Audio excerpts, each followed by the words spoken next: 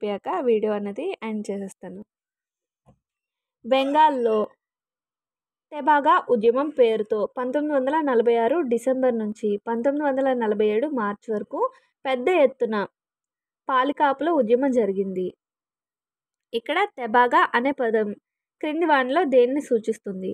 Option 1 మొత్తం పంటను భూస్వామి ఖానార్లో కాకుండా పాలికాపు ఖానార్లో కుప్పం వేయడం.